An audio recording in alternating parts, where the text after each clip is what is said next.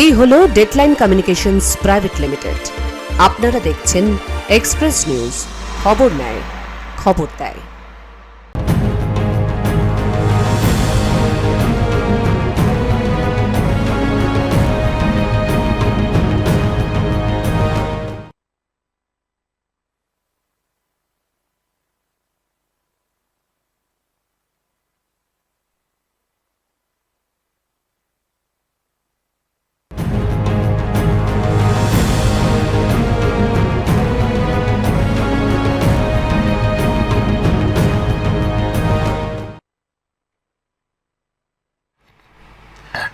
हमको अपनों ने लूटा, गैरों में कहाँ दम था, मेरी कश्ती वहीं डूबी, पानी जहाँ कम था।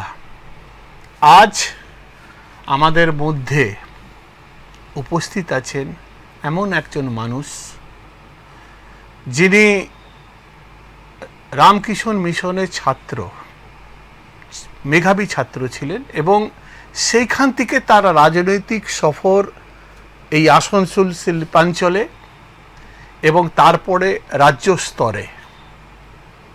আমরা আমাদের তরফ থেকে, আপনাদের তরফ থেকে এবং এক্সপ্রেস পরিবারের তরফ থেকে আজ স্টুডিওতে এমনই একটা মানুষকে পেয়েছি, তাকে আমরা স্বাগত জানাচ্ছি। তার নাম হচ্ছে কৃষ্ণেন্দু মুখার্জি, বিজেপির রাজ্য কমিটির সদস্য। কৃষ্ণেন্দুদা,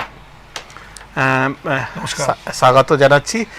বলছি, এই রামকৃষ্ণ মিশনের ছাত্র জীবন থেকে রাজনীতিতে কিভাবে শুরুয়াতটা? লোকে তো পলিটিক্যাল কথা আপনার সঙ্গে আমার হবে, কিন্তু আমরা আপনার সম্পর্কে একটু নতুন করে জানতে চাই। কিছু প্রশ্নও আছে, কিছু অপ্রিয় প্রশ্নও থাকবে, তো আপনার একটু শুরুয়াতটা বলুন। দেখুন, যে কোনো মানুষের স্কুল জীবন, ছাত্র জীবন, সেটা তখন নির্ভর করে, সেটা তো নিজের ইচ্ছার উপর নির্ভর করে না। ঠিক, আমার মা বাবা চেয়েছিল যে রামকৃষ্ণ মিশনে আমার ছেলে পড়ুক, তো মা বাবার চেষ্টাতে ভর্তি হয়েছিলাম সেখানে। তো এটার মধ্যে আমার কোনো কৃতিত্ব নেই। আমি তো তখন তো যখন স্কুলে পড়ে তখন তো মানুষের, আপনি বুঝতেই পারছেন, মানসিক বিকাশ কতটুকু থাকে সে কি আর মানে দাদা, মানে প্রশ্নটা তো এইখানেই, ট্রান্সফরমেশনটা রামকৃষ্ণ মিশনের একজন ছাত্র থেকে ওই অঞ্চলে একজন মানে অভিযুক্ত বা একজন সো কল্ড মাফিয়া হয়ে যাওয়ার, এটা দুটোর মেল পাওয়া যাচ্ছে না। দেখুন, যে বাঙালির ঘরে যখন থেকে ডান পিটে দুষ্টু গেছো ছেলে জন্মানো বন্ধ হয়ে গেছে, তখন থেকে মানে বাঙালিরা কিন্তু নিজেদের না জায়গাটা আস্তে আস্তে আস্তে আস্তে হারিয়ে ফেলছে। ঠিক আছে, হ্যাঁ, আমি মনে করি প্রত্যেক বাঙালির ঘরে কৃষ্ণেন্দু মুখার্জির মতন গেছো বদমাস ছেলে থাকা উচিত। এবার সেটার নাম কে কিভাবে দেবে আমি জানি না। ঠিক আছে, আমার স্কুলিং যেখান থেকে শুরু হয়েছে, আমার স্কুলিং একদম অপোজিট। না, আমি আমার জায়গা থেকে, আমার স্কুলিং থেকে, আমি আমার শিক্ষাগত যেখান থেকে আমি শিক্ষাগত যোগ্যতা অর্জন করেছি, সেখান থেকে আমি এটা শিখেছি যে কোনো অন্যায়ের বিরুদ্ধে প্রতিবাদ করে দাঁড়াও, মেরুদণ্ড সোজা করে চোখে চোখ রেখে সেটার প্রতিবাদ করো এবং শেষ অবধি লড়াই করো। কোনো একটা অন্যায় যেখানে দেখবে সেটার সঙ্গে আপোষ কোনো মতেই করবে না। আমি এই জিনিসটা নিয়েই বড় হয়েছি, এটা মাথার মধ্যে ঢুকিয়েই বড় হয়েছি। তার জন্য আমার নামের পাশে কে কি বললো, কি এলো, তাতে আমার কিছু এসে গেল না। কারণ আমি নিজের কাছে খুব পরিষ্কার যে আমি কি, আমি নিজে জানি আমি কি এবং আমি কি করতে চাই, সেটাও আমার গোলও খুব সুস্পষ্ট। আমার কি করণীয় আগামী দিনে, আমি এখন কি করছি সেটা সম্বন্ধে আমি ওয়াকিবহাল, এবং আগামী দিনেও আমি কি করব সেটা সম্বন্ধে আমি একদম যথার্থ আমার নিজের বুদ্ধি দিয়ে আমি একদম মানে ঠিক করে রেখেছি আমার কি করতে। না, এটা তো ফ্যাক্ট যে আপনি একজন সুশিক্ষিত রাজনৈতিক ব্যক্তি, তারপরে দশচক্রে ভগবান যেরকম ভূত হয়ে যায় সেই রকম করে আপনাকে রাজনীতি থেকে সরিয়ে অপরাধ জগতের লোক হিসাবে সাবিত করা আপনাদের লোকেদের দায়িত্ব খুব যত্ন সহকারে তারা করেছে। তারপরে আবার কিন্তু আপনি রাজনীতিতে ফিরে আপনার কাজ কিন্তু দেখাচ্ছেন, আপনার কিন্তু ডাঙ্কা বাজছে, এটাতে কারুর অসুবিধা। আমরা শুরুয়াতটা আপনার যদি কাছে করি। কোনো স্পেসিফিক কিছু আছে, আপনি এখানে অন ক্যামেরা, আপনার কাছে স্পেসিফিক কিছু আছে? অপরাধ জগৎ মানে হোয়াট ইজ অপরাধ জগৎ? অভিযোগ পুরোটা অপরাধ জগৎ, পুরোটা অপরাধ জগৎ। যদি ক্রাইম, প্রত্যেকে কোনো না কোনো ক্রাইমের সঙ্গে যুক্ত। আর 34 বছর বামফ্রন্ট আর 15 বছর তৃণমূল এই চলছে, এই সরকারে কিভাবে মানুষকে অভিযুক্ত করা হয় সেটা আপনি জানেন না? আপনি তো জায়গায় বসে আছেন, আপনারা জানেন, এবং আপনার দর্শকরা যারা দেখছে তারা প্রত্যেকে জানে যে রাজনৈতিক ভাবে কিভাবে মানুষকে একদম। আমি ওই জায়গাতেই আসছিলাম যে আপনার উত্থান ধরুন ওই অঞ্চলে যারা যারা যারা মানে রাজনীতি করত, ধরুন ব্যবসা করত, তাদের যখন পতন ঘটে গেল, আপনি কিন্তু তখন সিপিএমের যখন সব থেকে ভালো জামানা, তখন আপনি বামাপদ বাবুর খাস লোক, তার ছেলের সঙ্গে আপনার খুব ভালো সম্পর্ক। তারপরে যখন এই রাজত্ব পাল্টালো, তখন আপনি মন্ত্রীর সমস্ত মানে সব থেকে কাছের লোক ছিলেন। এই যে সিপিএম থেকে তৃণমূলে আসা, এইটাকে কোথাও এটা ভুল হচ্ছে। কেন? কোথাও এটা ভুল হচ্ছে। রাজনীতি আমরা শুরু করেছিলাম তখন বামপন্থী কলেজ থেকে আমরা রাজনীতি করতাম। তখনকার এসএফআই করেছি আমি। পরবর্তীকালে তখন আমার মনে আছে, আমি আমার বিসি কলেজের, আমি তখন সেই ইউনিটে আমি একজন ছাত্রনেতা ছিলাম, এবং খুব সফলভাবে আমি রাজনীতিটা শুরু করি। পরবর্তীকালে যুবতে ছিলাম, ডিওয়াইফাই করেছি। আমার সঙ্গে আমি খুব কাছাকাছি ছিলাম গৌতম রায়চৌধুরী আর স্বরূপ রায়চৌধুরী। একদম ঠিক আছে, বামাপদবাবু না, হ্যাঁ, গৌতম রায়চৌধুরীর সঙ্গে বামাপদবাবু, আমার পারিবারিক সম্পর্ক বামাপদবাবুর সঙ্গে ছিল। কেন? আমি যে পরিবার থেকে বিলং করি, যে ফ্যামিলি থেকে আমি আসি, আমাদের সঙ্গে, আমরা আসানসোলের বুকে যে পরিবারে আমার জন্ম হয়েছে, সেই পরিবারের সঙ্গে আসানসোলের সমস্ত লোকেরাই একটা ওয়েল কানেক্টেড। আমার সঙ্গে, আমার পরিবারের সঙ্গে বামাপদবাবুর খুব ভালো সম্পর্ক। কিন্তু রাজনীতি আমি কিন্তু স্বরূপ রায়চৌধুরী, গৌতম রায়চৌধুরীর সঙ্গেই করেছি। আচ্ছা। পরবর্তীকালে আমার সঙ্গে রাজনৈতিকভাবে মতাদর্শের লড়াই হয়, একটু গন্ডগোল হয়, আমি সুইচ ওভার করে যাই ফরওয়ার্ড ব্লকে। মানিকলাল আচার্য সেই সময় কুলটির এমএলএ ছিলেন, এবং ভক্তিভূষণ মণ্ডল সেই সময় সমবায় ছিলেন, হ্যাঁ, অশোক ঘোষ ছিলেন ফরওয়ার্ড ব্লকের সেক্রেটারি ছিলেন, স্টেট সাধারণ সম্পাদক রাজ্যের। আমার মনে আছে ভক্তিভূষণ মণ্ডল এসে আমাকে জয়েন করিয়েছিলেন, এবং সেই সময়কার নেতা যারা ছিলেন ফরওয়ার্ড ব্লকে, কলিমুদ্দিন শামস থেকে শুরু করে সত্য মাহাতো, এরা প্রত্যেকে আমার সঙ্গে খুব ভালোভাবে যোগাযোগ ছিলেন। আজকের ডেটেও এই যে অভিজিৎ সিংহ, বীরভূমে যে লাভপুরের যে এমএলএ আছেন, উনি তখন সেই সময় ভক্তিভূষণ মণ্ডলের তখন আত্মসহায়ক ছিলেন। আচ্ছা। আমাদের সঙ্গে খুব ভালো সম্পর্ক ছিল। রানাদার সঙ্গে আমাদের খুব এখনো আছে। হ্যাঁ, দীর্ঘদিন আমার সঙ্গে কথাবার্তা হয়নি। এখন রানাদা তৃণমূলে চলে গেছেন, আমার সঙ্গে অনেকদিন কথাবার্তা নেই, কিন্তু রানাদার সঙ্গে আমাদের খুব পরিবারে ফরওয়ার্ড ব্লক করার জন্য আমাদের সঙ্গে এই সম্পর্কগুলো সব ছিল।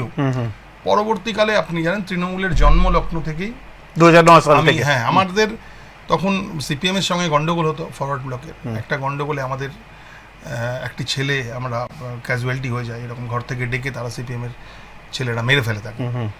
পরবর্তীকালে তখন সেই সময় একটা দ্বন্দ্ব তৈরি হয় সিপিএম ফরওয়ার্ড ব্লকে। আমি সুইচ ওভার করে যাই সেই সময়। মলয়দা এসে আমাকে জয়েন করায়। অজিত পাঁজা ছিলেন তখন কোল মন্ত্রী, আমার মনে আছে। আমার জয়েনিং হয় সেই সময় তৃণমূল কংগ্রেস। একদম, আমাদের সেটা তৃণমূল কংগ্রেসের জন্মলগ্নে, সেটা একদম 2009 সালে। হ্যাঁ, তারপর থেকে সেখানেই, সেই জায়গা থেকে আমার কোথাও হেরফের হয়নি। পরবর্তী এই লড়াই, তারপর 2011 বিধানসভা সরকার তৈরি হওয়া চোখের সামনে, পরবর্তীকালে আবার আমার সঙ্গে সংঘাতে চলে আসে। ওই জায়গাটাতেই আমি আসতে চাইছিলাম যে আপনি তো 2009 সালে টিএমসি যোগ দিলেন, এবং তখনই সদ্য মানে সরকার পরিবর্তন হয়েছে, এবং আইএসপি জুড়ে যে কর্মকাণ্ড ওইখানে চলতো, আপনি একটা মার্ডারও হয়েছিল দুজনের একসাথে, আমি নামটা উল্লেখ করছি না। তারপরে টিএমসিতে এসে আপনার যে গ্রাফ তরতর করে বাড়লো, এবং আপনি একটা ফিগার, মানে তৃণমূলের একটা ফিগার হলেন। আপনার কি মনে হচ্ছে যে মলয় ঘটকের বিরোধিতা করে দোলা সেনের পাশে দাঁড়াবার জন্য আপনার মলয়দার সঙ্গে রিলেশনটা শেষ হয়ে গেল বা এই পর্যায়ে পৌঁছে গেল যে আপনি তৃণমূলে টিকতে পারলেন না? না না, তৃণমূলের সঙ্গে আমার সংঘাত ওটা একটা অন্য জায়গায়। ওটার মধ্যে কোনো এইরকম কোনো দোলা সেনের সঙ্গে এইরকম কোনো ব্যাপার নেই। তৃণমূলের সঙ্গে লড়াইটার মধ্যে এইসব আপনি যেগুলো বলছেন এটা কোনো ব্যাপার না। আচ্ছা, একটা অন্য একটা পরিসরে একটা বিষয় হয়েছিল, কোনো একটা প্রোগ্রামকে কেন্দ্র করে।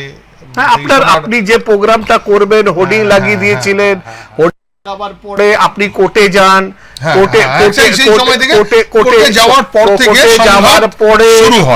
যাওয়ার পরে তেওয়ারিজি আর মিনা সাহেব মিলে আপনাকে অপদস্থ করে, তখনই আপনাকে উপযুক্ত করা হয়। এখন আপনার শুনতে খারাপ লাগবে, কিন্তু এটা আমরা তো পুরোনো দিনের লোক। আমাদের তেওয়ারিজির কোনো কম্পালশন ছিল, তেওয়ারিজির উপর পার্টির প্রেসার ছিল, তেওয়ারিজিকে হয়তো কিছু জিনিস করতে বাধ্য করা হয়েছিল। কিন্তু এটা আপনারা জানেন, আমরা তৃণমূল কংগ্রেসটা খুব কাছ থেকে দেখেছি, আমরা ওখানে কিরকম প্রেসার থাকে আমরা জানি। ওটা ঠিক আছে, যা হয়েছে যাই হোক, আমার মানে ভালো হয়েছে। আমি 2019-20 আমি ভারতীয় জনতা পার্টির সঙ্গে যুক্ত হই, এবং সেই সময় আমার 21 মাস যে প্রবলেম যে চলছিল, সেই সময় আপনাকে এই যে আপনি তখন আপনি হঠাৎ করে তেতে গেলেন, এই যে আপনাকে অভিযুক্ত করার জন্য এই যে 17খানা কেস আপনার নামে এখনো মানে রেজিস্টার্ড আছে, মানে আমি আপনার ইয়েটা দেখছিলাম আর কি, আপনি যে ইলেকশনের সময় যে দাখিল করেছেন তার মধ্যে বিএনএস আইপিএস এর ধারা 17খানা মামলা এখনো পেন্ডিং আছে। এই সমস্ত জিনিস আপনাকে তো তৎকালীন যিনি মেয়র এবং জেলা প্রেসিডেন্ট ছিলেন উনি, অভিযোগ হচ্ছে মন্ত্রী মশাই এবং তৎকালীন যে সিপি ছিল, তারা 3 জন যৌথভাবে মিলে আপনাকে বিতাড়িত করার জন্য এইগুলো একের পর এক কেস দিচ্ছে। সেই দিনগুলো আপনার মনে আছে? আপনি দুর্গাপুরে মানে কথা বলা, এইটা কেন রাজনীতিতে এই জিনিসটা কেন হবে? দেখুন, এই তো রাজনীতির পার্ট, এ তো একের পর এক এরকম ঘটনা। আপনি দেখেন ওই সেম টাইম ওই সময় ভারতী ঘোষের সময় একই রকম ওইরকম ঘটনা ঘটেছিল। আমার মনে আছে সেই সময় ভারতী ঘোষ একদম দিল্লি গিয়ে বসেছিল, ঠিক আছে। এরকম এইটা রাজনৈতিক, তো আপনি জানেন রাজনীতিতে এই জিনিসগুলো হয়। রাজনীতির হাতিয়ার হচ্ছে পুলিশ, যারা শাসক দল থাকে তারা পুলিশকে দিয়ে এইসব ঘটনা করায়। ঠিক আছে, এই জিনিস আমি দেখেছি। আমি সিপিএম এর সময়ও হয়েছিল। সিপিএম এর সময় যখন গন্ডগোল ছিল আমার সঙ্গে, তৎকালীন জেনারেল সেক্রেটারি পার্থ মুখার্জি গন্ডগোল ছিল, হয়েছে তখনও আপনি সিপিএম থেকে ফরওয়ার্ড থেকে তৃণমূলে এসছেন। আমাদের কাছে যেটা সূত্র বলছে বা আমাদের কাছে যেটা জানতে, দেখুন একটা জিনিস আপনি তো মানবেন যে মলয় ঘটক কিন্তু তৃণমূলের কর্মী নয়। তৃণমূল যদি একটা প্রাইভেট লিমিটেড কোম্পানি থাকে, তাহলে Malay Ghatak is one of the director. উনি দিদির সঙ্গে পার্টিটা জন্ম দিয়েছেন। তো এই দক্ষিণবঙ্গের মধ্যে মাইনাস মলয় ঘটক বা মলয় ঘটককে চটিয়ে কেউ ওই এলাকাতে রাজনীতি ঠিকঠাক করে করতে পেরেছে এরকম ইতিহাস নেই। বড়গাছের নিচে কোনো গাছ হয় বলে মনে হয় না। তো সেই জন্য আপনি যখন দোলা দিয়ে এখানে দাঁড়ালেন, জুত করে ওনাকে হারানো হলো। কিন্তু আপনি তো তখন মলয়দার থেকে শিফট করে দোলাদির কাছে গেছিলেন বলেই তো আপনাকে দিয়ে কেস টেস্ট ভুল করেছেন আপনি। আমি কথার মধ্যে ভুলেছি, বলছি যে যখন যে রাজনৈতিক দলের সঙ্গে আপনি থাকবেন, সেই দলের প্রতি অনুগত্য, সেই দলের প্রতি আপনার লয়ালিটি দেখানো দরকার। আপনি সেই দলের সঙ্গে আছেন এবং সেই দলের ক্যান্ডিডেট যদি ইট কাঠ পাথর যেই হবে, আচ্ছা, আপনি যদি সঠিকভাবে রাজনৈতিক কর্মী হন এবং সেই পার্টির উপর যদি আপনার দায়বদ্ধতা থাকে, তাহলে আপনি নিশ্চয়ই সেই ক্যান্ডিডেট যেই হোক, আপনি ক্যান্ডিডেটের সঙ্গেই থাকবেন এবং ক্যান্ডিডেটকে জেতাবার জন্য যা যা করণীয় সেটা আপনি করবেন। আমি তাই করেছি। সেই জন্যই এই রিভেঞ্জ কি আমি জানি না এটা, ঠিক আছে। আপনার বিরুদ্ধে যে অভিযোগগুলো করা হয়েছে, কেসগুলো, মামলাগুলো করা হয়েছে, তার সম্পর্কে কি বলার আছে আপনার? আমার উপর যে অভিযোগগুলো করা হয়েছে তার সমস্ত সর্বৈবই মিথ্যে এবং একের পর এক সেই কেস সব খারিজ হয়ে যাচ্ছে। 2021-এর যে আমি যখন নমিনেশন করেছিলাম, আমি যে ডিক্লারেশন দিয়েছিলাম 2026-এ যদি আমাকে আবার নির্বাচনে লড়তে হয় তাহলে নিশ্চয়ই ডিক্লারেশন দিতে হবে। দেখবেন তখন যে যদি পার্টি আমাকে সুযোগ দেয় তখন আপনি দেখবেন যে কতগুলো যে কেসেস যেগুলো ছিল সেগুলো কতগুলো খারিজ হয়ে গেছে এবং তার রেকর্ড সমস্ত আছে, কোর্টে পেন্ডিং আছে, সমস্ত রয়েছে, আপনারা দেখতে পারেন। আচ্ছা, আপনি এই কথাটা কেন বলছেন যে পার্টি যদি সুযোগ দেয়, আমি যদি লড়ি, আমরা যে রাজনৈতিক দলটা করি, মানে ওইখানেও কি আপনি স্বাচ্ছন্দ্য নন? ভারতীয় জনতা পার্টি যে পার্টি যেটা আমরা করি, এটা সর্বভারতীয় দল, তো এটা কোনো একটা রাজ্যের মধ্যে আঞ্চলিক কোনো দল না। তো এই দলের সবটাই নিয়ন্ত্রণ করা হয় একদম দিল্লি থেকে, এবং আপনাকে যদি ক্যান্ডিডেট করা হয় তার জন্য অনেকটা প্রসেস আছে, অনেকগুলো সিঁড়ি আছে, অনেকগুলো ধাপ আছে, সেগুলো পার করে আপনাকে সেখানে পৌঁছাতে হবে। তো তার জন্য তার যোগ্যতা, তার যোগ্যতার মাপকাঠি, এসব ব্যাপার আছে। তো সেইভাবে আমি তো ইচ্ছা করলেই আমি দাঁড়িয়ে পড়তে পারি না। তো আমাকে যদি পার্টি মনে করে তাহলে তবেই সেটা হবে, আর যদি মনে না করে কোনো অসুবিধা নেই, আমি যেভাবে পার্টি করছি তাই করব। না, কিন্তু একটা কথা এখানে জেনে নিতে চাইছিলাম দাদা, যে আপনি তো তৃণমূলেও মানে খুব কাছ থেকে এবং খুব সম্মানের সঙ্গে কাজ করেছেন যখন আপনি দায়িত্বে ছিলেন, যেটা আমি বললাম। আপনি পার্টির নেতৃত্বের কথা বললেন যে যারা আমাদেরকে ক্যান্ডিডেট দিচ্ছে তাদের হয়ে কাজ করেছি।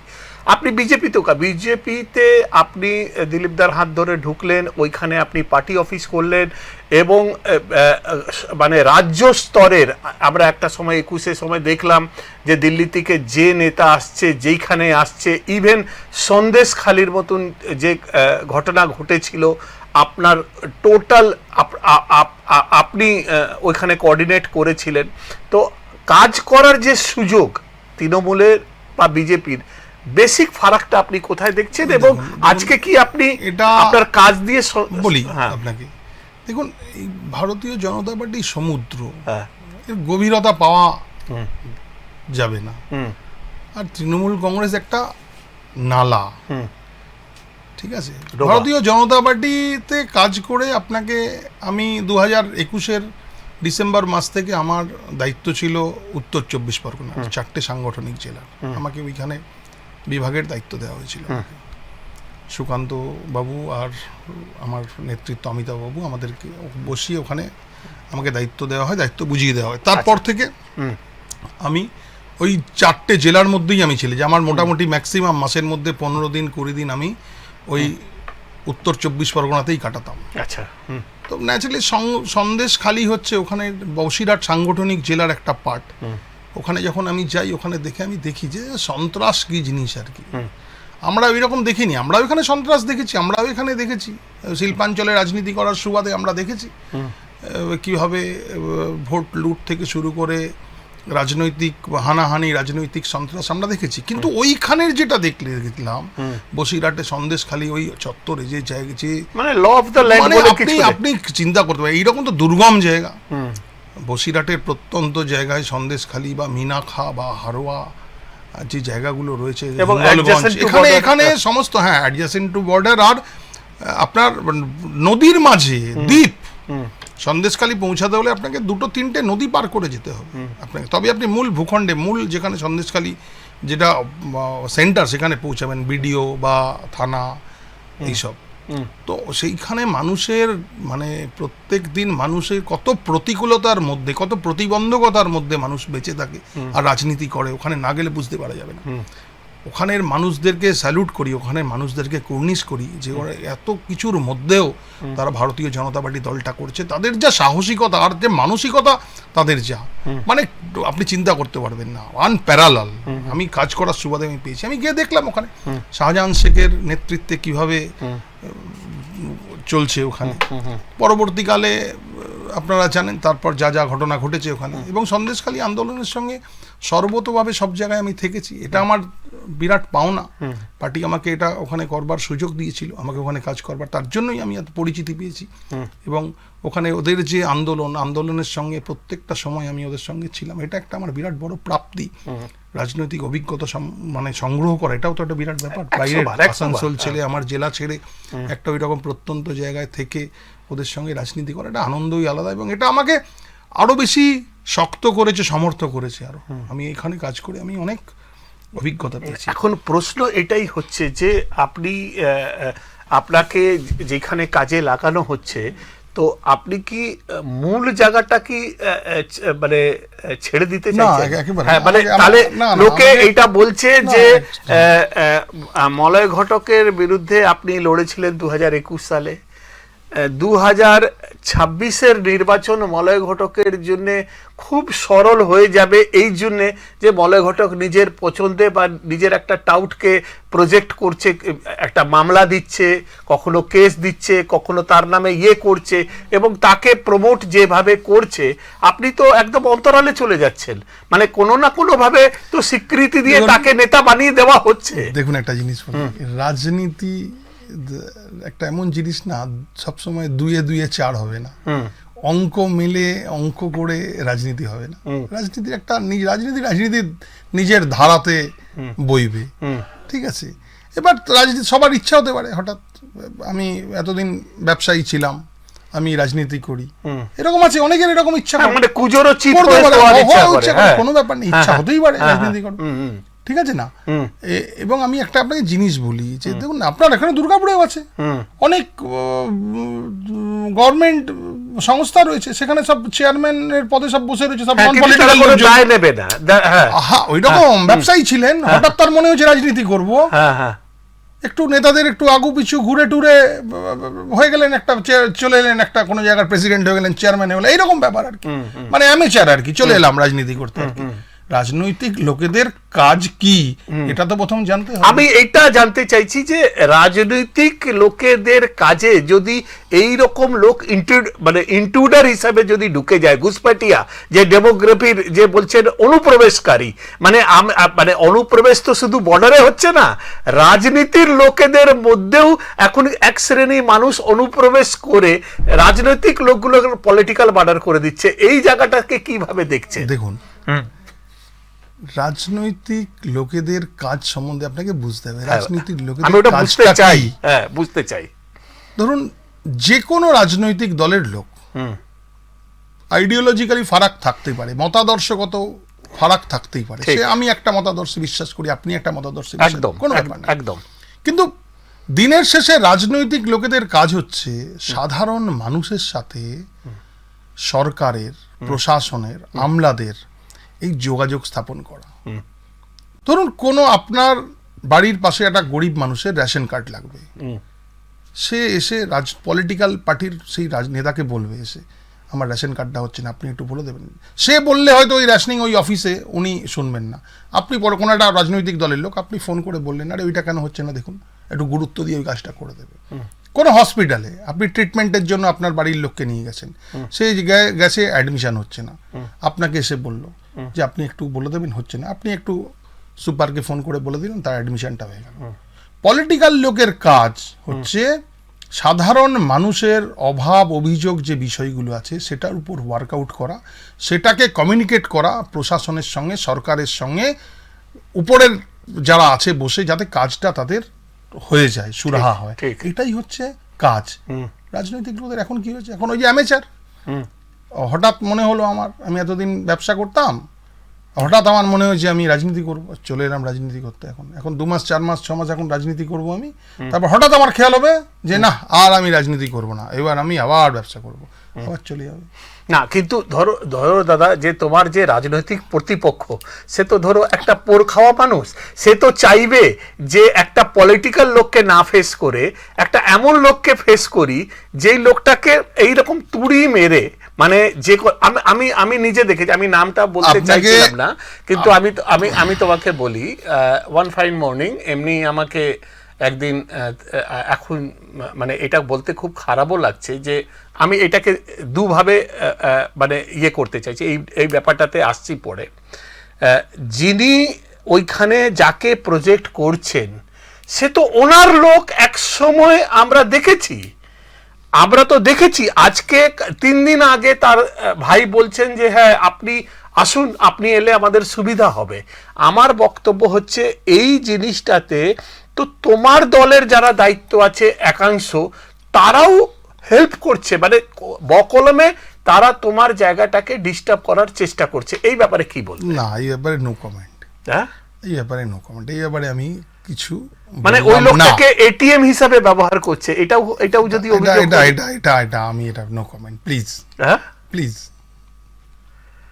আচ্ছা, মানে এটা তুমি মানে একজন পোড় খাওয়া রাজনীতির মতো নো কমেন্ট করে দিলে, কিন্তু এটাকে আর একবার অন্যভাবে জিজ্ঞেস করি যে ওই লোকটা কিন্তু নিজের রাজনৈতিক প্রতিপক্ষ যাকে মনে করছে তার বিরুদ্ধে খুব মুখর, মানে খুব বলতে পারো যে মানে ফোন ফর্টে নেমে খেলছে এবং অ্যাটাক করছে, যেখানে তোমাকে দেখা যাচ্ছে যে তুমি মানে একদম বিটুইন দ্য লাইন্স একদম চুপচাপ হয়ে গেছো। তোমার কিছু মণ্ডল সভাপতি ওর সঙ্গে মিলে গেছে, তোমার কিছু বিধায়ক ওর সঙ্গে মিলে গেছে, তোমার কিছু পার্টির যারা পদাধিকারী তারা ওকে হেল্প করছে, এবং কোথাও না কোথাও মনে হচ্ছে যে কৃষ্ণেন্দু মুখার্জি পিছিয়ে গেছে। কৃষ্ণেন্দু মুখার্জি কি শিল্পাঞ্চলের রাজনীতি ছেড়ে আবার বাইরে যাবে? কৃষ্ণেন্দু মুখার্জি, আজ আমার 50 বছর বয়স। কৃষ্ণেন্দু মুখার্জি স্কুল, কলেজ, ছোটবেলা, কৈশোর থেকে শুরু করে যৌবন থেকে সমস্তটা আসানসোলের বুকে ছিল, আসানসোলের বুকে আছে।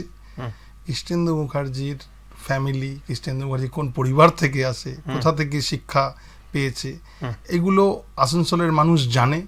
আসানসোলের মানুষের যেখানে যেখানে যখন দরকার হয়েছে, আমাকে যখন ডেকেছে, আমাকে পাশে পেয়েছে, রাত বিরাত হোক।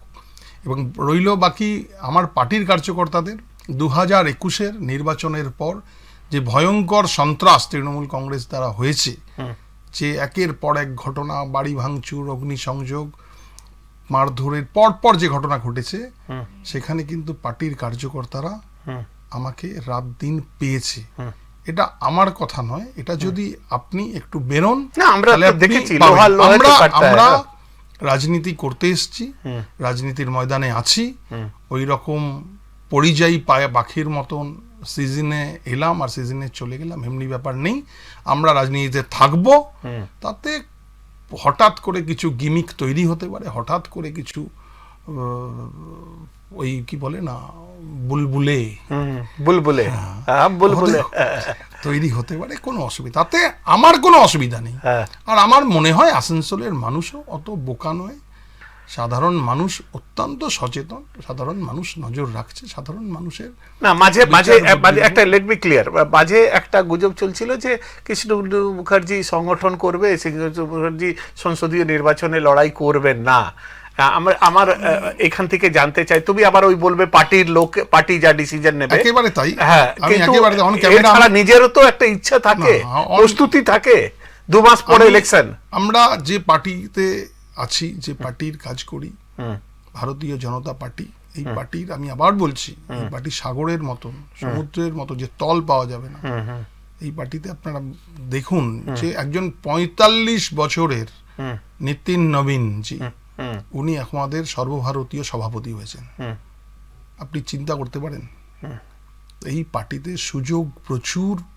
আপনি পার্টির সঙ্গে থাকুন, পার্টির হয়ে থাকুন, পার্টির হয়ে কাজ করুন। আপনাকে নজর রাখছে পার্টির, 100টা চোখ আছে আপনার উপর, নজর রয়েছে আপনি কি করছেন। অনেকে চালাকি করে, অনেকে চালাকি ধরাও না, কিন্তু এই যে আদর্শের কথা, এই যে নেতৃত্বের কথা, এই যে আমার জামা ওর জামা থেকে পরিষ্কার, আমরা একটা আলাদা ঘরানার লোক, আমরা হচ্ছে বিজেপি, আমরা একটু আলাদা, কিন্তু আসানসোল সাংগঠনিক জেলার উপরে এই অভিযোগ আছে যে ওইখানেও টাকা পয়সা খেলা করে মানে আংবাং লোককে ফোরফ্রন্টে আনার চেষ্টা হচ্ছে, এইরকম একটা অভিযোগ। আমি এই অভিযোগটা আমার অভিযোগ নয়, সাধারণ মানুষের কিছু লোকের আমাকে বলেছে কৃষ্ণেন্দু এলে প্রশ্ন করবে, আমি প্রশ্ন করছি। এই ব্যাপারে আমার নলেজে কিছু নেই, আমি জানি না এরকম কিন্তু কিছু কোনো ঘটনা আদৌ যদি ঘটে থাকে, আপনার কাছে খবর এসছে বলছেন, কিন্তু আমার মনে হয় না এরকম কোনো কিছু ঘটনা এর মধ্যে আছে। যদি আছে তা নিশ্চয়ই আগামী দিনে প্রকাশ পাবে, কিন্তু আমি এখনো পর্যন্ত আমি শিওর যে আমার পার্টির মধ্যে ইন্টারনাল কোনো ক্ল্যাশও নেই, কিছুই নেই, টাকা পয়সা দিয়ে কোনো কিছু জায়গা পাওয়ার ব্যাপার, এই ব্যাপারেও একদম ঠিক, পার্টি একদম স্বচ্ছ। পশ্চিমবঙ্গের মধ্যে আমার পশ্চিম বর্ধমান মানে আসানসোল বিজেপি দেবতনু ভট্টাচার্য আমাদের জেলা সভাপতি, তার নেতৃত্বে খুব ভালো কাজ করছে এবং আগামী দিন 7টা বিধানসভাতেই আমরা জিতবো এই লক্ষ্যে লড়াই করছি। যেহেতু তুমি একজন রাজ্য নেতৃত্ব, আমি যেমনি তুমি বললে যে আসানসোল জেলা হচ্ছে দেবতনু ভট্টাচার্যের নেতৃত্বে খুব ভালো সাংগঠনিক হচ্ছে। এই যে দুর্গাপুরটা বর্ধমানের মধ্যে পড়ে, অভিজিৎ তা তোমাদের এখানকার মানে কি নাম হচ্ছে সভাপতি। দুর্গাপুরে কিন্তু আজকে এটা একটা নোম্যান্স ল্যান্ড হয়ে গেছে। অভিজিৎ তাকে কোনোদিন দুর্গাপুরে পাওয়া যায় না। পার্টিটা এখানে লক্ষণ ঘোরইর ভরসায় মানে ছেড়ে দেওয়া হয়েছে। তুমি দুর্গাপুরের অবস্থাটা দেখো যে সাংগঠনিক স্তরে দুর্গাপুরটা কোন জায়গাতে দাঁড়িয়ে আছে। দেখুন দাদা, একটা জিনিস বলি আমি আপনাকে, যে দুর্গাপুরের এই দুর্গাপুর পূর্ব আর দুর্গাপুর পশ্চিম, এইটা সাংগঠনিকভাবে এটা আসানসোলের সঙ্গে ছিল এবং দুর্গাপুরের যারা রয়েছে নেতৃত্ব স্থানীয়, লক্ষণদা থেকে, আমার লক্ষণদা আমার সিনিয়র লিডার, আমার খুব সম্মানীয়, আমি খুব ভালোবাসি ওনাকে, আমার খুব পছন্দের লোক। লক্ষণদা থেকে শুরু করে বাকি যারা রয়েছে, আমার ভাই আছেন চন্দ্রশেখর আছেন, সন্তোষ মুখার্জি আছেন, এরা যারা দুর্গাপুরে রাজনীতিটা করে, অমিতাভ বাবু আছেন, দুর্গাপুরে যারা রাজনীতি করে তারা আসানসোলের সঙ্গেই ছিল এবং আসানসোলে তারা আসানসোলের সঙ্গে কমফোর্টেবল ছিল। যে কোনো কারণেই হোক সাংগঠনিকভাবে যে দুর্গাপুরকে বর্ধমানের সঙ্গে মার্জ করে দেওয়া হয়েছে, কিন্তু তাতে দুর্গাপুরে ক্ষতি হচ্ছে সংগঠনের। হ্যাঁ, এবার বলি আপনাকে কথা, নিশ্চয়ই সংগঠনের উপরে যারা বসে আছে তারা ভালো কিছু বুঝেছে তবেই এটাকে করেছে, কিন্তু আমি বলছি এখন ওরা কমফোর্টেবল আসানসোলে কাজ করতে। আগামী দিন দেখবেন আস্তে আস্তে, একটু সময় লাগে, তো একটু সেট হতে সময় লাগে। এই তো বছর খানিক হয়েছে জেলারা ভাগ হয়েছে এই লোকসভার আগে, আপনি দেখুন আর কিছুদিনের মধ্যে এটা সেট হয়ে যাবে। এখন সেট হয়নি বলে এইরকম মনে হচ্ছে, সবাই কেউ নেই, কেউ আসে না, কেউ যায় না, বা এইরকম মনে হচ্ছে। একটু সময়ের সঙ্গে সঙ্গে সব ঠিক হয়ে যাবে। আচ্ছা, আমি এইবার একটু পলিটিক্যাল কথায় আসি যে গতবার বোধহয় 6-3 ছিল, এইবারে তো আপনারা বলছেন পুরো জেলা জুড়ে বলছেন, মানে প্রশাসনিক জেলা, মানে প্রশাসনিক জেলায় হচ্ছে 9টা সিট, সাংগঠনিক জেলায় আসানসোলে হচ্ছে 7টা সিট। হ্যাঁ, আমি প্রশাসনিক জেলার কথা বলছি। বলছে এইবারে গাধাটাও যাবে, রশিটাও যাবে, যা অবস্থা সাংগঠনিক আপনাদের। বলছে যেটা আছে সেটাও থাকবে না। না, একেবারে না। হ্যাঁ, একেবারে না, কোনো অবস্থাতেই না। কেন? আরে না, আপনি মানুষ ভোটই দেবে না তৃণমূলকে। আমি এটাই তো জানছি যে মানুষ কেন বিজেপিকে ভোট দেবে, কেন বিজেপিকে ভোট দেবে না, এটা জানতে চাই। বিজেপিকে ভোট দেবে না কেন, তার 3-4টে কারণ বলছি। প্রথম কথা হচ্ছে যে তৃণমূল এটা প্রচার করছে, আমাদের এমপি সাহেব কীর্তি আজাদ সাহেব বলছে যে বিজেপি মানসিকভাবে বাংলাতে হার স্বীকার করে নিয়েছে, এই জন্য বাজেটে কিছু দেয়নি। কালকেও দিদিমণি এই যে মহিলাদেরকে যারা মানে ST/SC মহিলা, তারা 1700 এবং এমনি 1500 টাকা লক্ষ্মীর ভাণ্ডার বেড়েছে কালকে। যুবকদের যারা বেকার তাদের 1500 টাকা করে ভাতা পাবে এবং উন্নয়নমুখী মানে কি একটা বাজেট হয়েছে, যেইখানে আমরা পশ্চিমবাংলার মানুষরা কি নাম হচ্ছে কেন্দ্রীয় বাজেটে পুরো একদম শূন্য। ওই করিডর কখন হবে ওটা ওরা জানতে চাইছে না। ওরা চাইছে যে কারখানাগুলো বন্ধ আছে সেইগুলো বাঁচাবার জন্য কি করছে। তো মানে এইটা একটা কারণ যে মানুষ ভোট দেবে না। কেন? দিদিমণি এটা সাবিত করে দিয়েছেন যে বিজেপি হচ্ছে বহিরাগতদের দল, তারা বাঙালি বিরোধী, তারা বাংলা বিরোধী। কি বলবেন এটা? বহিরাগতদের দল? হ্যাঁ। আচ্ছা, এমপির নাম বললেন এখানে? কীর্তি আজাদ। তার বাড়ি কোথায়? হ্যাঁ, তার বাড়ি হচ্ছে দারবাঙ্গা। ঠিক। আসানসোলের এমপি কে? শত্রুঘ্ন সিনহা। তার বাড়ি কোথায়? পাটনা সাহেব। আর কিছু বলবো না, আমি বলছি যে যেটা বলছিলেন যে কেন ভোট কেন বিজেপিকে দেবে, তৃণমূলকে দেবে না। কি করেছেন? মাধ্যমিক পাস করলেই নাকি, সার্টিফিকেট দেখলেই নাকি 1500 টাকা মাসে দেবে। একদম তাই তো? দারুণ জিনিস। 1500 টাকায় 1500 টাকা এইটা দেবেন মানে চাকরিদার দেবেন না। আচ্ছা, ঠিক, বুঝলেন তো? আচ্ছা। আর পশ্চিমবঙ্গের তো কি বলবো, কোনটা কোন দিয়ে শুরু করবো? শিক্ষা কি অবস্থা, শিক্ষার মান বুঝতে পারছি না, নতুন করে বলবার কিছু নেই। স্কুলগুলো, কত হাজার স্কুল, সরকারি স্কুল বন্ধ হয়ে গেল। কেন বন্ধ হলো? এই প্রশ্নটা যারা তৃণমূলে ভোট দেয় তারা করবেন না? শিক্ষকরা রাস্তায় পড়ে পড়ে মার খাচ্ছে। আপনারা প্রশ্ন করবেন না? যে রাজ্যে শিক্ষার শিক্ষকের সম্মান নেই সে রাজ্য রসাতলে গেছে, এটা ইতিহাস থেকে আমরা দেখেছি। ঠিক। আপনি দেখুন যে চাণক্য মানে আমাদের কৌটিল্য, চাণক্যকে তার যেখানে পড়াতেন টোল যে ছিল সেখান থেকে ধনানন্দ তার শিকে ছিঁড়ে মানে টিকি ছিঁড়ে তাকে অপমান করে রাজ্য থেকে তাড়িয়ে দিয়েছিল। তার ফল কি হয়েছিল আপনারা জানেন? আপনারা চন্দ্রগুপ্তকে তৈরি করে তাকে ট্রেন্ড করিয়ে তাকে শিক্ষা দিয়ে আবার সেই নন্দবংশের ধ্বংস ওই ঘটিয়েছিল। যেখানে শিক্ষার সম্মান নেই, শিক্ষক রাস্তায় পড়ে মার খায় মানে গুরু, সেই রাজ্য রসাতলে গেছে। এটাও শেষ। পশ্চিমবঙ্গ এই সরকার খালি সময়ের অপেক্ষা। না, এটা শিক্ষা এক এক করে শুনুন, একটু সময় নিয়ে বলি। বলুন। স্বাস্থ্য পরিষেবা তো নতুন করে বলবার কিছু নেই, দেখছেন তো। এই যে দিদিরা কিছুদিন আগে আশা কর্মী যারা বলছেন, আশা কর্মীদের অবস্থা দেখুন, তাদের মাইনে কি অবস্থায় হয়ে রয়েছে। সামান্য মাইনে পায়, ন্যূনতম মেলা খেলা করে সরকার চলছে, ওই টাকা দেওয়া যায় না। আশাকর্মীরা তো স্বাস্থ্য পরিষেবার একটা মেরুদণ্ড, স্বাস্থ্য পরিষেবার সমস্ত কিছু আশা দিদিরা করে। দাদা দিদি তো 1000 টাকা বাড়িয়েছে। আরে ওই 1000 টাকা বাড়িয়ে হবে? কি হয় 1000 টাকায়? তাদের সঙ্গে কি ঘটনা ঘটলো যেদিন স্বাস্থ্যভবন ঘেরাও ছিল, বাড়ি থেকে ডেকে নিয়ে গিয়ে তাদেরকে অ্যারেস্ট করেছে, বাড়ির বাইরে পুলিশ বসিয়ে রেখেছে। আসানসোল স্টেশনে তো আমি নিজে গেছিলাম, আসানসোল স্টেশন, রানীগঞ্জ স্টেশন, সব জায়গা থেকে পুলিশ তাদের ট্রেনে চাপতে দেয়নি, তারা সব অবরোধ করছিল ওইখানে। আমি পৌঁছেছিলাম ওখানে, ওনাদের পাশে দাঁড়িয়েছিলাম, বলেছিলাম আপনারা যেতে চান তো যান, খুব ব্যবস্থা করব, কিছু জল টল যা দরকার আছে ব্যবস্থা করেছিলাম, ঠিক আছে বলেছিলাম, নাম্বার দিয়ে এসেছিলাম, যদি কোনো অসুবিধা হয় বলবেন। স্বাস্থ্য পরিষেবার যে এত খারাপ, ওই তো আরজিকর ঘটনার পর আমরা জানতে পারলাম। আপনি স্বাস্থ্যসাথী কার্ড করেছে, স্বাস্থ্যসাথী কার্ডে আপনি কার্ডটা নিয়ে গেলেই আপনাকে হসপিটাল বলবে না এখানে অ্যাডমিশন নেই, কোনো বেড খালি নেই, আপনাকে যেতে হবে তৃণমূলের ছোট বড় মেজো নেতার কাছে, সেই নেতা ফোন করে সেই হসপিটালে বলবে, তাহলে আপনার অ্যাডমিশন হবে। এই তো স্বাস্থ্যসাথীর অবস্থা। হসপিটালগুলোর অবস্থা দেখুন, আমি আসানসোল হসপিটালের কথা বলছি। আপনি যে কথাগুলো বলছেন একদম ঠিক বলছেন, কিন্তু এইটা ভোট কেন দেবে তাহলে মানুষ? গরিব মানুষ ভোট কেন দেবে? এইটা মানুষের অভাব অভিযোগ আছে, কিন্তু সেটাকে ইনক্যাশ করার জন্য বিজেপি রাস্তায় কোথায়? বিজেপি কে লোক মানে একটা এমন ধারণা হয়ে গেছে যে সাংগঠনিকভাবে বিজেপি দুর্বল এবং বিহার ইউপি থেকে ঝাড়খণ্ড থেকে নেতা নিয়ে এসে বাংলায় ভোট করানো যাবে না। একেবারে আপনার ভুল কথা বলছেন না। বিহার ইউপি থেকে তৃণমূল এমপি দাঁড় করিয়ে দিচ্ছে, জেতাচ্ছে, আর বিজেপির বাইরের থেকে অন্য রাজ্য থেকে নেতা এলে সেটাই ওদের ঝাল, তাই তো? আপনি ওসব ছাড়ুন, কোনো ওগুলো নিয়ে কোনো কথাই হবে না। সরকার এবার নিশ্চিন্তে যাচ্ছে, মানুষ বুঝে গেছে কি অবস্থা। আপনি আসানসোল কর্পোরেশনে গিয়ে দেখুন, আপনি আসানসোল রাস্তায় হাঁটতে পারবেন না, আসানসোলের রাস্তায় আপনি হাঁটতে পারবেন না, এত আবর্জনা স্তূপ জমে রয়েছে। কেন জানেন?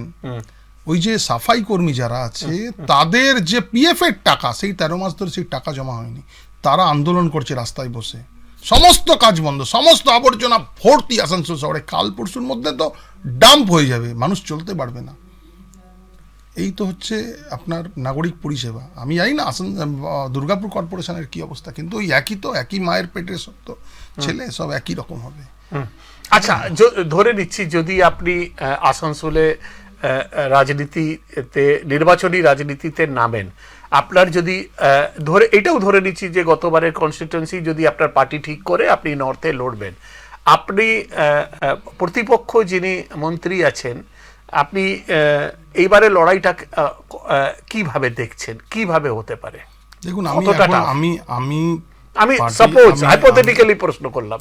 হ্যাঁ, সাপোজ এখন সেটা যখন আগে হোক, তারপর আমরা সেটা কথা বলবো, সেটা ঠিক হবে। এখন জানি না কোন সিটে কে দাঁড়াবে, তৃণমূলেরও কে দাঁড়াবে, কোথায় কে আছে সেটা তো ঠিক নেই, কিন্তু যেই দাঁড়াবে, আসানসোল উত্তর দক্ষিণ আমাদের যে জায়গাগুলো আশেপাশে কুলটি, আমাদের যে জায়গাগুলো রয়েছে সেই জায়গাগুলোতে আমরা জয়লাভ করব। ক্যান্ডিডেট যে হোক, পার্টি নিশ্চয়ই জেনে শুনে বুঝে ঠিকঠাক লোককেই লড়াবে, এবং আমরা ভেরি সিরিয়াস এই ইলেকশনের জন্য, এবং তার জন্য যা যা স্ট্র্যাটেজি, যা যা কিছু সমস্ত কিছু হচ্ছে। দৈনিক আমাদের বিভিন্নভাবে রিভিউ হচ্ছে, বিভিন্ন মিটিং হচ্ছে, এবং যেহেতু এই ফেব্রুয়ারি মাসটায় তো এখন এই মুহূর্তে 1 মাস কোনো রাস্তায় নেমে কোনো কার্যক্রম নেই, তার জন্য সমস্ত যা অন্যান্য যা প্রোগ্রাম আছে সেগুলো সব হবে। কিন্তু আপনাকে আমি বলে রাখি, এই 1 মাস, এই জানুয়ারি মাসে পরিবর্তন সভা আমার জেলাতে যে সংখ্যায় হয়েছে, স্ট্রিট কর্নার যে সংখ্যায় হয়েছে, তার যদি আপনি হিসাব দেখেন, তৃণমূল কংগ্রেস কিন্তু কোনো সভা কোনো কিছুতে কিন্তু নেই। আপনি এটা পরিসংখ্যান আপনি দেখলেই আপনি কিন্তু বুঝতে পারবেন। আপনারা এই প্রেস মিডিয়াতে আছেন, আপনাদের কাছে খবর আছে, ওরা একটা চালাচ্ছে, বরাবর চালায় এটা, যে ওদের সংগঠনের কিছু নেই, নিচের দিকে কোনো লোক নেই, কিছু নেই। আমাদের নিচের দিকের লোক আছে, এবং 21-এর চেয়ে অনেক বেশি শক্তিশালীভাবে আমরা তৈরি করেছি। আমাদের বুথ কমিটিগুলোও সমস্ত শক্তিশালী হয়েছে। এবার দেখুন, আস্তে আস্তে ধাপে ধাপে ধাপে ধাপে তো শক্তি অর্জন হয়। একটা বিজেপি আপনি চিন্তা করুন, 2014-তে কত পার্সেন্টেজে ছিল, আপনি 2024-এ কোন জায়গায় বিজেপি আছে। আমাদের যে 38, 39, 40% যে ভোট, সেটা কিন্তু আমাদের একদম ইনট্যাক্ট রয়েছে পরপর 3টে ইলেকশনে। এইবারে এই দক্ষিণবঙ্গে বা শিল্পাঞ্চলে আপনাদের মুদ্রা কি হবে, মানে হোয়াট উইল দ্য ইস্যুস? যুব সমাজের কাজ, শিক্ষার মান উন্নত করা, সমস্ত যে শিল্প আমাদের এই শিল্পাঞ্চলে বন্ধ হয়ে রয়েছে সেইগুলোকে প্রতিস্থাপিত করা, মানুষের নিরাপত্তা প্রদান করা। মানে মানুষের নিরাপত্তা নেই তো, আপনি দেখুন। তারপর নারী সুরক্ষা আপনি দেখেছেন দুর্গাপুরে। দেখুন, কিছুদিন আগে আপনারা তো জানেন, আপনার চ্যানেলের মাধ্যমে আমরা দেখেছি, আমরা নিজেরা ছিলাম সেই সব আন্দোলনে। আমাদের মাননীয় এলওপি এখানে এসছিলেন, অবস্থান করেছিলেন, ধর্ণা মঞ্চ বাঁধা হয়েছিল। চিন্তা করুন তো, একটা উড়িষ্যার একটা মেয়ে, তার বাবা মানে কাঁদতে কাঁদতে গেল, বলে গেল আমি আর মেয়েকে এখানে পড়াবো না। কত কত মানে লজ্জার ব্যাপার। বাংলার থেকে এইভাবে মানুষ পড়াতে এসে চলে যাচ্ছে, এটা কত লজ্জার ব্যাপার বলুন তো। এই জিনিস পশ্চিমবঙ্গে ভারতীয় জনতা পার্টি এলে, ভারতীয় জনতা পার্টি এই যে অবস্থা, এই যে দুরবস্থা, মানুষের দৈনন্দিন যে সুযোগ সুবিধা থেকে, নাগরিক পরিষেবা থেকে মানুষ বঞ্চিত হচ্ছে। যারা শিক্ষক, তারা যোগ্যতা অনুযায়ী শিক্ষক হতে পারছে না, চাকরি পাচ্ছে না। আপনার কাছে নাম্বার আছে, আপনি পাস করেছেন, আপনি পাবেন না চাকরি। আপনার জায়গায় যে টাকা দিতে পারবে তার চাকরি হবে। এটা কীরকম দুর্ভাগ্য বলুন তো। হসপিটালে অ্যাডমিশন করাতে পারছে না, মানুষের স্বাস্থ্য পরিষেবা একদম জিরোতে চলে গেছে।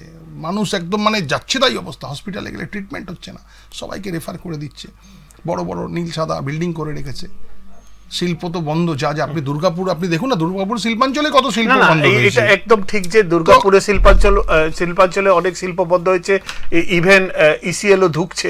কিন্তু আমার বক্তব্য হচ্ছে যে কেন্দ্রীয় সরকার থেকে যে ভারী শিল্পগুলো মানে পুনর্জীবিত করার কথা ছিল, এই যে তার আগেবারের ইলেকশনে এমএমসি একটা ইস্যু ছিল, ফার্টিলাইজার একটা ইস্যু ছিল, এদিকে বার্নস্ট্যান্ডের একটা ইস্যু ছিল, হিন্দুস্তান কেবলস একটা ইস্যু ছিল। এইগুলো কেন্দ্রীয় সরকারও তো একদম বৈমাতৃক সুলভ ব্যবহার করছে। একদম না, বলি আপনাকে।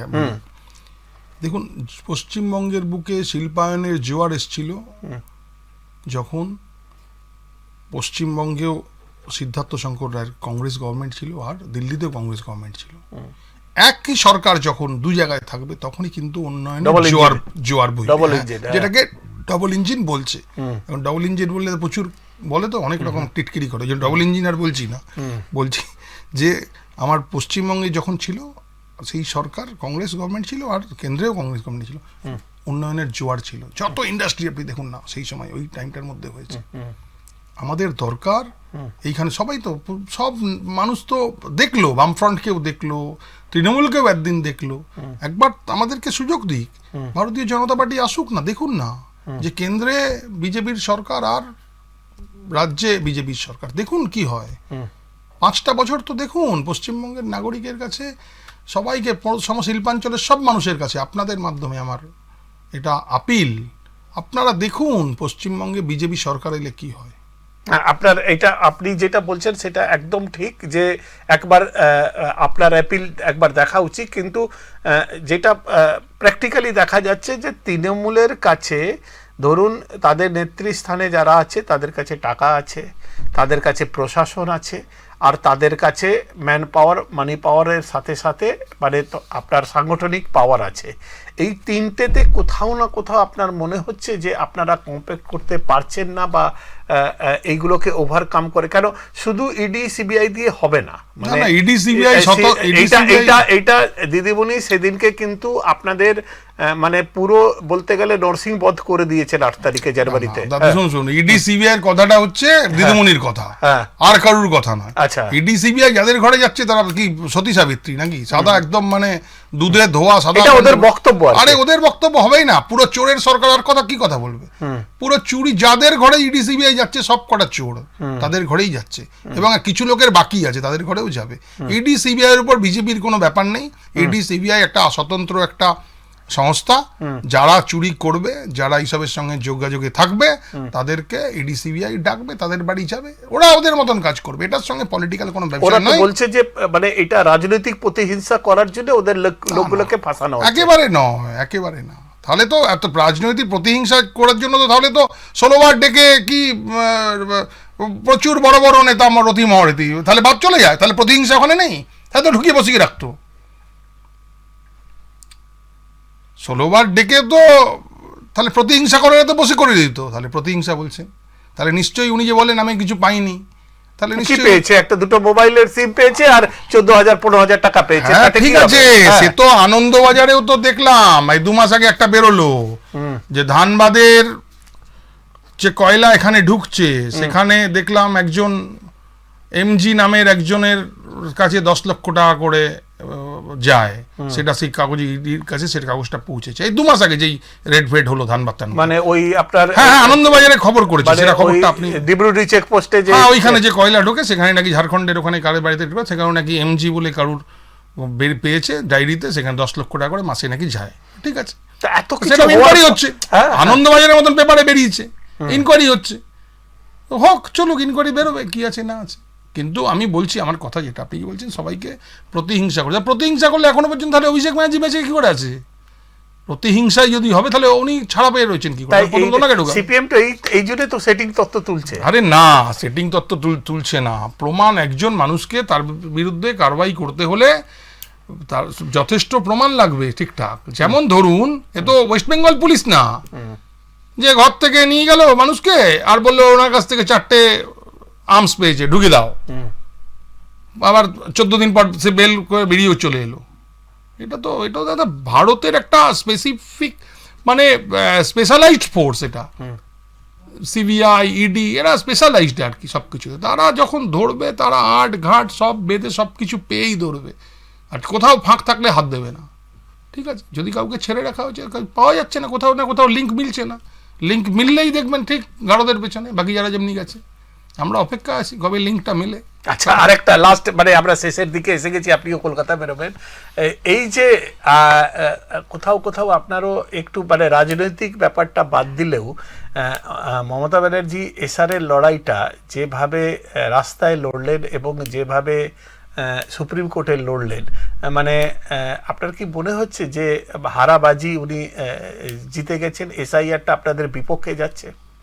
দেখুন, আমি একটা কথা বলি, আমরা আজ থেকে 5 দিন আগে ডিএম এর কাছে একটা ডেপুটেশন দিয়েছি, গোটা পশ্চিমবঙ্গব্যাপী ডিএম এর কাছে এই ডেপুটেশন কর্মসূচি হয়েছে, এবং আপনারা জালভাবে ফর্ম 7 জমা করাবার জন্য যে নাম বাদ দেওয়ার জন্য যে চেষ্টা করছিলেন সেটাও তারা রুখে দাঁড়িয়েছে। তাহলে জালভাবে ফর্ম 7 এর কি আছে? ফর্ম 7 দেওয়া তো নাগরিক কর্তব্য। আমি যদি জানি আমার বাড়ির পাশের 4টে মানুষ তাদের এখানে ছিল না, তারা আজ থেকে 5 বছর আগে তারা ছিল না, হঠাৎ করে তারা এখানে এসে তারা ভোটার আইডি বানিয়ে, আধার কার্ড বানিয়ে, প্যান কার্ড বানিয়ে তারা এখানে রয়ে গেছে। তো আমি তো জানাবোই, সেখানে আমি তো লিখবো ফর্ম 7 আমি বলবো তো আমি বুঝতে পারছি না এটা কারা, যার উপর সন্দেহ হয় ফর্ম 7 তো লেখা হবে। এটা তো ইলেকশন কমিশন দিয়েছে 10,000-12,000 গাড়ি করে রাতে অন্ধকারে পাঠাতে হবে। একেবারে না, 10,000-12,000। আপনি এসআইআর এর কথাটা বলুন। আমি না, এসআইআর ফর্ম 7 তো পার্ট অফ এসআইআর। আচ্ছা, হ্যাঁ, এসআইআর এর মধ্যে ফর্ম 7 এ যে নাম আছে আপনি জানুন, সেই নাম জেনুইনলি তাদের কোনো ট্র্যাক করা যাচ্ছে না, তাদেরকে ঠিকঠাক তারা সন্দেহভাজনদের, তাই জন্য এসআইআর ফর্ম 7 এ আছে। ঠিক, এটা যে কেউ করতে পারে, যে কোনো নাগরিক, যে কোনো মানুষ করতে পারে।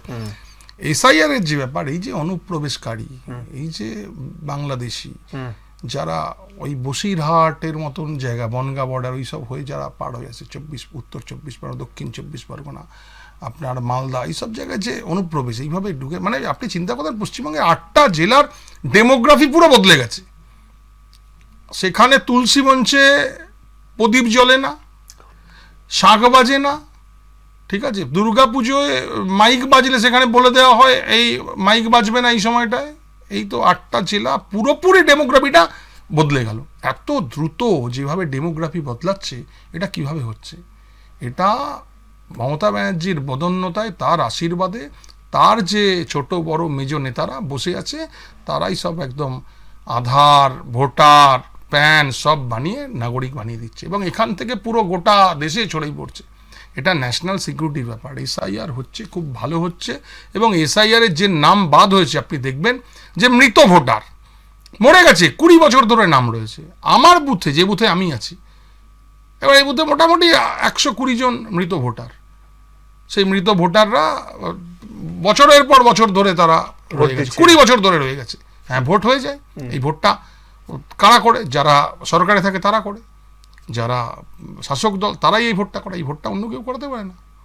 তাহলে এই যে মৃত ভোটার, শিফটেড ভোটার, যে ভোটারের কোনো অস্তিত্ব নেই, অস্তিত্ববিহীন ভোটার, এই ভোটারগুলোকে তো বের করার দরকার আছে ভোটার লিস্ট থেকে। ত্রুটি মুক্ত ভোটার লিস্ট করার অবশ্যই প্রয়োজন, এবং এসআইআর খুব সাকসেসফুলি হবে। এখন সময় নিয়ে একটা ব্যাপার চলছে।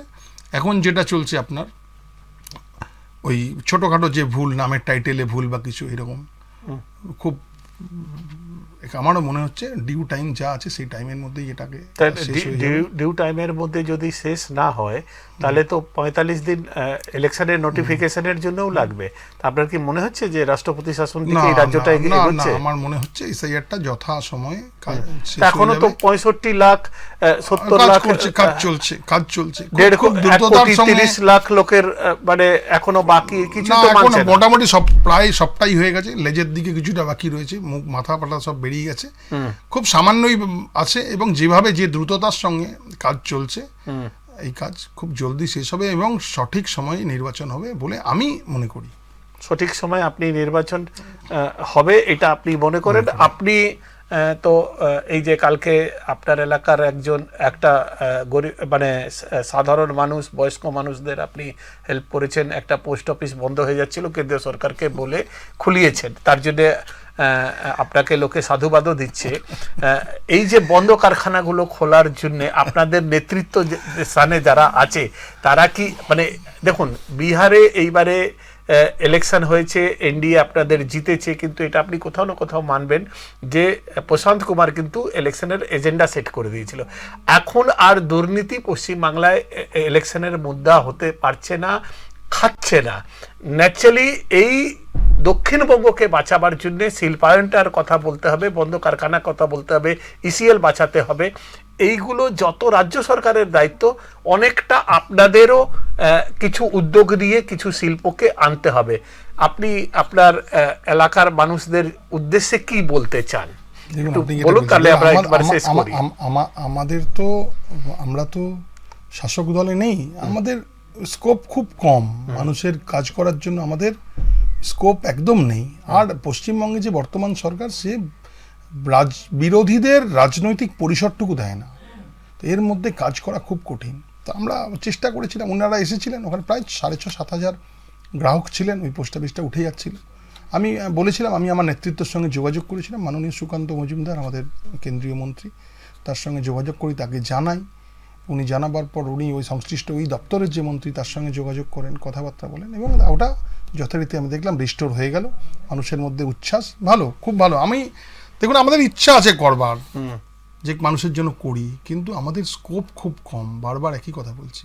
এইটা পশ্চিমবঙ্গে ভারতীয় জনতা পার্টির সরকার আসার পরই সম্ভব হবে। যে কাজ বলছেন, শিল্পায়নের কাজ, এই কল কারখানা বন্ধ হয়ে গেছে, স্বাস্থ্য উন্নতি, শিক্ষার যে উন্নতি, এগুলো সবই হবে যখন পশ্চিমবঙ্গে বিজেপির সরকার আর কেন্দ্রে বিজেপির সরকার, এই দুটোই থাকবে। তাহলেই সোনার নয়ের মধ্যে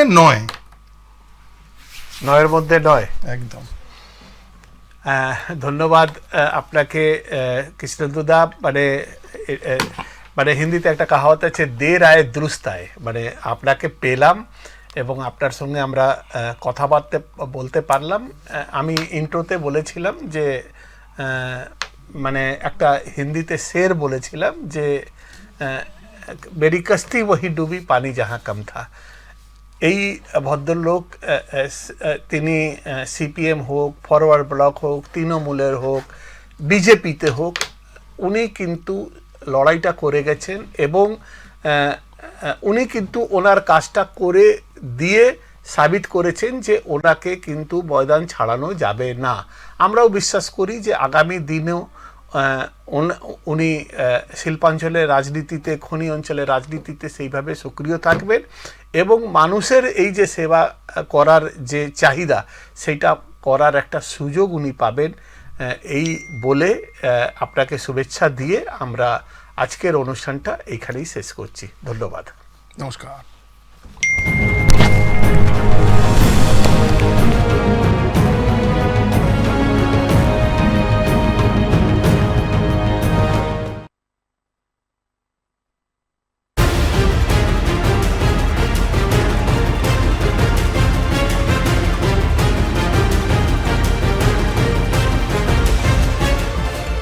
এই হলো ডেডলাইন কমিউনিকেশনস প্রাইভেট লিমিটেড। আপনারা দেখছেন এক্সপ্রেস নিউজ, খবর নেয়, খবর দেয়।